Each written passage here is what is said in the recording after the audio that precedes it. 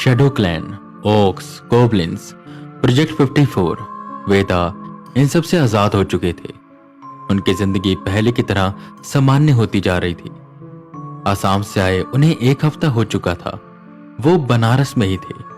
उन्होंने कॉल पर प्रेसिडेंट को सारी बातें बता दी थी, जिससे एक बार के लिए WWH में शांति आ गई। पर शांति तब अशांति में बदल गई जब यह पता चला कि गोस्ट ईटर RG गायब है, यानी कि राका। प्रेसिडेंट ने तुरंत उसकी तलाश जारी करवा दी। सब लोग उसे ढूंढने में लगे हुए थे।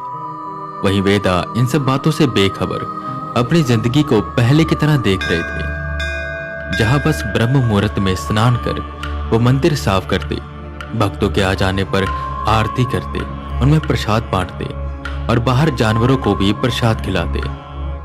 अक्सर गंगा तट के किनारे बैठकर वो अपने ख्यालों में डूबे रहते, लोगों के घर पूजा करते, पाठ करते। ऐसे करते करते 1 हफ्ता हो चुका था। वो 1 हफ्ते से पंडित की वेशभूषा में ही थे और काफी खुश थे। हालांकि वो तैयार भी थे अपने आने वाले हर उस केस के लिए। जो भी केस उन तक आर्यन ला रहा था, उनमें से ज्यादातर केसेस वेदांत कॉल पर ही निपटा देते, क्योंकि उन सब के समाधान बहुत आसान होते। तो थोड़ा सा बात करके, थोड़ी सी चीजें उन्हें बताकर वो चीजें शांत हो जाती। पर जहां पर बात बिगड़ती और बात बहुत आगे तक जा चुकी होती, वहां पर वो खुद आर्यन के साथ जाते। उनकी टीम में एक और मेंबर था, मोहित।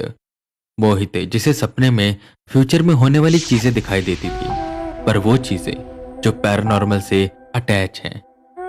जब से प्रोजेक्ट 54 आया था, तब से उसे बस एक ही तरह का सपना दिखाई दे रहा था, जिसमें से बार बार शेडो क्लैन दिखाई देती। शेडो क्लैन जो उसे सुकून से सोने ही नहीं देती। पर जब से शेडो क्लैन गई, वो आराम से सो पा रहा था। ऐसे ही एक सुबह का समय था। आरती कर प्रसाद बांट वेदांत गंगा किनारे बैठे हुए थे और बस माँ गंगा की ओर देख रहे थे। शांत शीतल जल एक धारा में बहता जा रहा था, जिसे देखकर ना जाने क्यों उनके मन को बहुत सुकून मिल रहा था। उसी समय उनका फोन बजा। Good morning sir, I hope मैंने आपको डिस्टर्ब नहीं किया होगा। आर्यन ने कहा, जिस पर वेदा बोले, अरे नहीं नहीं, बताओ क्या बात है।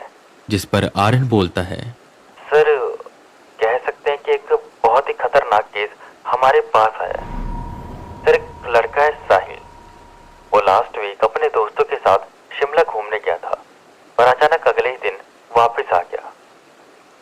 और वापस आने का कारण ये था कि साहिल की तबीयत बहुत खराब हो गई।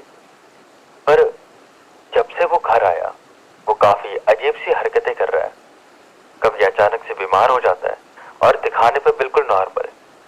धीरे धीरे सर उसका शरीर पीला पड़ रहा है। और एक और बात उसके घर वालों ने बताई कि वो रात के समय घर में यहाँ वहाँ घूमता रहता है और किसी से बातें करता रहता है। उनको ये पूरा यकीन है कि उनके बेटे के अंदर कोई आत्मा आ गई है जो उसका शरीर छोड़ना नहीं चाह रही। इसलिए सर उन्हें हमारी मदद चाहिए। आप बताएं हमें क्या करना चाहिए। ये सुन वेदा पूछते हैं, ठीक है, पर पहले तुम ये बताओ कि वो रहते कहाँ पर हैं, और अगर उन्होंने कोई और डिटेल शेयर की हो तो उसके बारे में भी बताओ।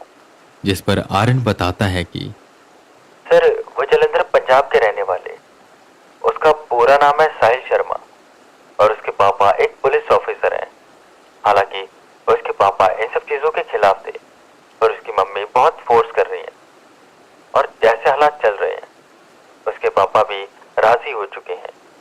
उन्हें बस अपना बच्चा किसी तरह बचाना है। वेदा काफी देर सोचते हैं और कहते हैं, एक काम करवा रहे हैं, तुम कल ही निकल जाओ और मैं भी यहाँ से निकल जाऊंगा। हालांकि तुम दिल्ली से निकलोगे तो तुम जल्दी वहां पर पहुंच जाओगे, और वहां पर जल्दी पहुंचकर तुम जितनी इंफॉर्मेशन हो सके उसको कलेक्ट करना। वहां पर अपने डिवाइसेस लगा देना और जहां तक तुम जो कर सकते हो वो करना। हमें इस केस को जल्द से जल्द सॉल्व करना होगा। और हाँ, परसों मैं पहुंच जाऊंगा, तो साहिल के जो जो दोस्त उसके साथ गए थे उन सबको बुला लेना, क्योंकि उन सबसे मुझे बात करनी पड़ेगी कि आखिर ऐसा क्या हुआ था वहां पर।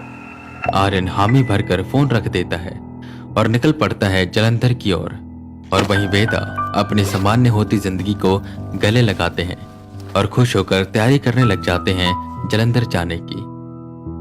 अक्सर ऐसा होता है कि रात के समय अगर हम कहीं जा रहे हैं तो कुछ ताकतें हमारे पीछे पड़ जाती हैं जो इंसानी दुनिया का हिस्सा नहीं होती।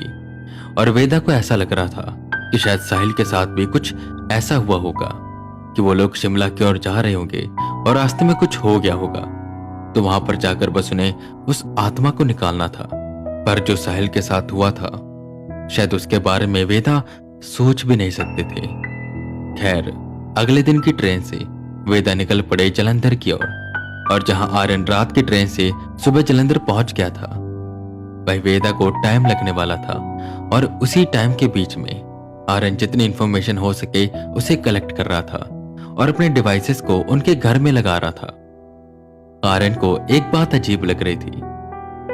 साहिल कभी बहुत अच्छे से बात करता तो कभी डरा डरा रहता और कभी तो ऐसे करता कि जैसे आर्यन को जिंदा ही खा जाएगा। कुछ तो था उसके अंदर। खैर, वेदा पहुंचे। आर्यन सोफे पर आराम से बैठा चाय पी रहा था। आइए सर, आपका इंतजार था। जैसा आपने कहा था मैंने सारी डिटेल इकट्ठा कर ली है और डिवाइसेस पे लगा दी, और अगर आपको कुछ पूछना है तो आप पूछ सकते हो, आर्यन उठते हुए कहता है, जिस पर वेदा पूरे घर में घूमने लगी। अक्सर उनका यही काम होता था। जब भी वो सबसे पहले घर में आते थे तो पहले पूरे घर का चक्कर लगाते थे ताकि अगर घर में कहीं भी कुछ भी हो तो उन्हें पता चल जाए। वैसे यहाँ वहां टहल रहे थे पर उन्हें कोई भी नेगेटिव एनर्जी सेंस नहीं हो रही थी। एक बार तो उन्हें लगा कि शायद इस घर में कोई आत्मा नहीं है। साहिल की तबीयत ही खराब होगी कि तभी साहिल के जोर से चिल्लाने की आवाज सुनाई दी। सब लोग भागकर साहिल के पास गए तो उन्होंने देखा कि साहिल के दाहिने हाथ से तेजी से खून निकल रहा है और वो दर्द से कर्रा रहा है। पर ऐसा क्यों? वो सब उसे लेकर हॉस्पिटल गए, पर जब साहिल वेदा के पास से गुजरा तो वेदा को एक बदबू है, बदबू कुछ जलने की। पर क्या? वो वेदा समझ नहीं पा रहे थे यहाँ पर हो क्या रहा है और उन्हें क्या करना है। ये सब उनके दिमाग में आ ही नहीं रहा था क्योंकि यहाँ पर कोई स्पिरिट नहीं थी और उन्हें लग रहा था कि साहिल की बस तबीयत खराब है। पर जो उन्होंने भी अपनी आंखों से देखा कि उसके हाथों से अपने आप खून निकलने लगा, तो वो कोई पैरानॉर्मल चीज ही थी। क्या थी वो? उसके लिए वेदा अपनी छानबीन शुरू करते हैं